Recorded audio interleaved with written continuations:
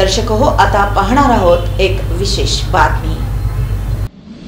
काही महिन्यापूर्वी किमान वेतन लागू करावा आणि इतर मागण्यांसाठी सोलापुरातील घंटागाडी कर्मचाऱ्यांनी काम बंद आंदोलन ठेवलं होतं। त्यामुळे सोलापूर शहरामध्ये कचऱ्याचे ढीग साचले होते।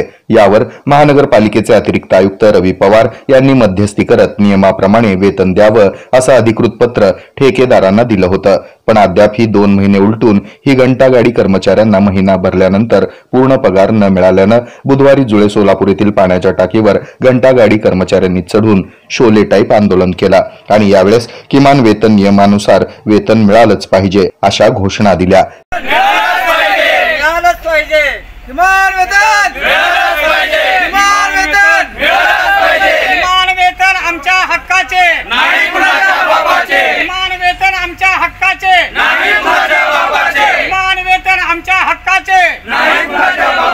यावेळी विजापूर नाका पोलीस स्टेशनचे वरिष्ठ पोलीस निरीक्षक दादा गायकवाड यांनी या घंटागाडी कर्मचाऱ्यांना टाकीवरून खाली येण्यास सांगितलं आणि त्यांची समजूत काढण्याचा प्रयत्न केला। या प्रसंगी एका ठेकेदारानं कर्मचाऱ्यांना कामावरून काढण्याची धमकी दिल्यामुळे नवनाथ पवार वय 36 राहणार मंद्रुप या कर्मचाऱ्याला हृदयविकाराचा झटका आला। यामुळे त्याला तात्काळ रुग्णालयात हलवण्यात आलं।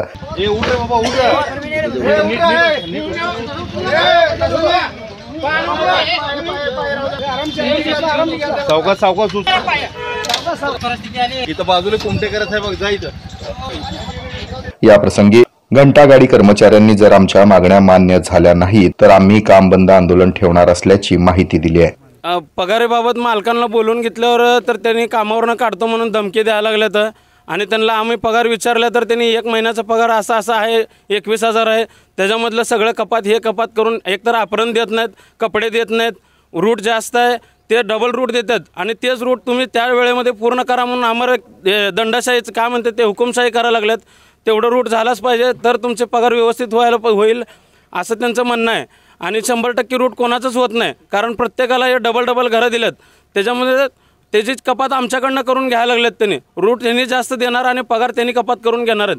कपडे तर देत नाहीत, वेळेवर गाड्या रिकाम होत नाहीत, इथं 3-3 तास प्रत्येक वेळेस थांबतात आणि त्याची जे जर दंड लागले महापालिकेकडनं ते आमच्याकडनं घ्यायला लागलेत। ह्यांची चुकी आहे, यांचं वेळेवर नियोजन नाही काय नाही आणि त्याचं जाब आम्हाला विचारायला लागलेत।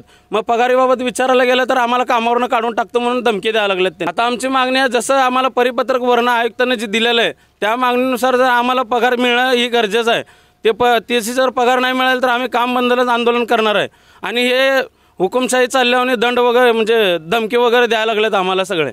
धमकी कोण देते कामावर? धमकी द्या ठेकेदार, मानवी मालक, NH पटेल, परत म्हणलं तर जे अजून जे मिळून जे कॉन्ट्रॅक्टदार आहेत यात 4-5 जण कॉन्ट्रॅक्टदार मिक्स आहे। त्याच्यामध्ये बोलायला गेलं तर असं आपली बाजू मांडण्या गेलं तर त्यांनी धमकी द्यायला लागलेत कामावरून काढतो म्हणून।